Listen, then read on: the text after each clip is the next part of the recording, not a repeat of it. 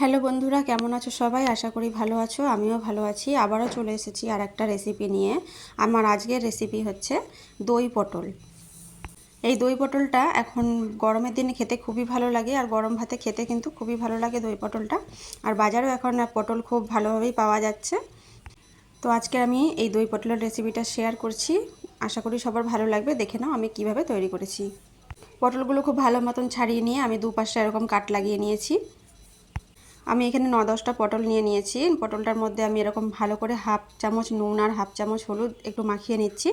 মাখিয়ে আমি এটা সাইডে রেখে দেবো কিছুক্ষণের জন্য। পটলটা কিছুক্ষণের জন্য রাখা থাক, তার মধ্যে একটা মশলা তৈরি করে নেব। আমি নিচ্ছি হাফ চামচ লঙ্কার গুঁড়ো, হাফ চামচ ধনের গুঁড়ো, হাফ চামচ জিরার গুঁড়ো, হাফ চামচ হলুদের গুঁড়ো নিয়ে আমি একটা জল দিয়ে আমি একটা ব্যাটার তৈরি করে সাইডে রেখে দেবো। জল দিয়ে কিছুটা আমি গুলে এটা রেখে দেবো। কিছুক্ষণ ভিজানো থাকলে বাটা মশলার মতন টেস্ট আসবে। এই যে আমি আবার নিয়ে নিয়েছি কাজুটা আমি কিছুক্ষণ ভিজিয়ে রেখেছিলাম, তার সঙ্গে কাঁচা লঙ্কা দিয়ে আমি একটা ভালো মতন পেস্ট তৈরি করে নিয়েছি। ভালো করে কাজু আর কাঁচা লঙ্কা বেটে নেওয়ার পর এর মধ্যে মিশিয়ে দেব আমি টক দই। টক দইটা দেওয়ার পরে খুব ভালো করে আবার ঘোরানো যাবে না, মানে খুব বেশি করে ঘোরানো যাবে না। এটা 1-2 বার সামান্য একটু ঘুরিয়েই নিতে হবে। বেশি মিক্সিতে ঘোরাতে গেলে পড়ে যাবে, তার জন্য আমি সামান্য একটু ফেটিয়ে নিয়েছি, সাইডে রেখে দিলাম। তারপরে আমি একটা কড়াই বসিয়ে দিয়েছি। কড়াইটা গরম হয়ে গেলে এর মধ্যে দিয়ে দিলাম 4 টেবিল চামচ তেল। এবার আমি পটলগুলো এক এক করে দিয়ে দেব। পটলগুলো আমি এক এক করে দিয়ে দিচ্ছি। আমি খুব বেশি নাড়াচাড়া করে ভাজবো না, এক পাশটা হতে থাক আর এক পাশটা তারপর আমি উল্টে দেব। এভাবে করে আমি ভেজে নেব। এক পাশটা হয়ে গেলে আরেক পাশটা আমি উল্টে দিচ্ছি। সবকটা পটল এরকম এক সাইডটা হয়ে গেছে, এবার আরেক সাইড আমি উল্টে দিচ্ছি। উল্টে দিয়েছি, এবারে আরেক সাইডটাও হতে থাক।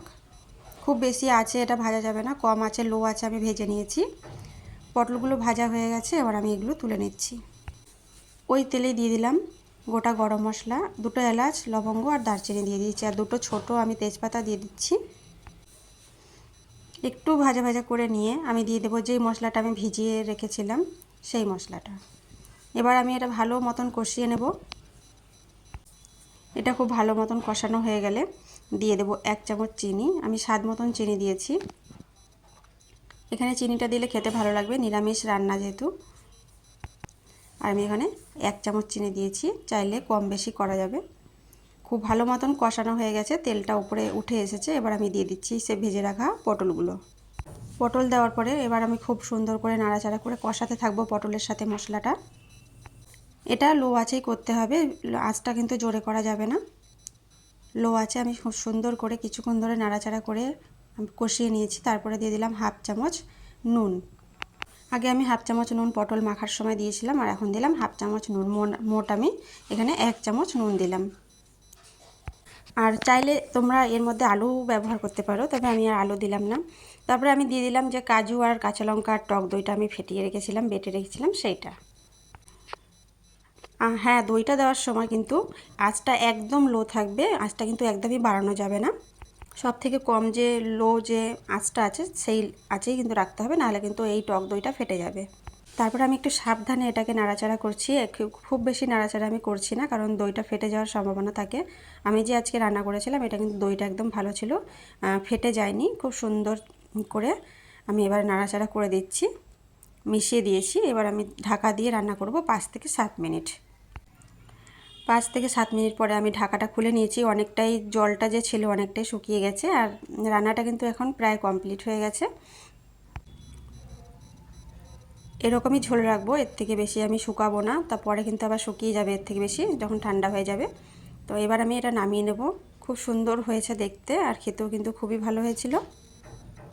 রান্নাটা হয়ে গেছে, কারণ সাইড থেকে তেল ছাড়তে শুরু করেছে, আর দইটা খুব সুন্দরই রয়েছে, একদম ফাটেনি, খুব সুন্দর লাগছে দেখতে। এই সময় গ্যাস থেকে আমি এটা নামিয়ে নেব। আমি এখানে আর গুঁড়ো গরম মশলা ব্যবহার করলাম না, কারণ আমি গোটা গরম মশলা রান্নার প্রথমেই দিয়েছিলাম, তার জন্য। তো আমি এবার এটা নামিয়ে নিচ্ছি। কেমন হয়েছে রান্নাটা তোমরা অবশ্যই কমেন্ট করে জানিও। ভালো লাগলে লাইক, কমেন্ট, শেয়ার আর সাবস্ক্রাইব করে আমার পাশে থেকো। ধন্যবাদ সবাইকে ভিডিওটা দেখার।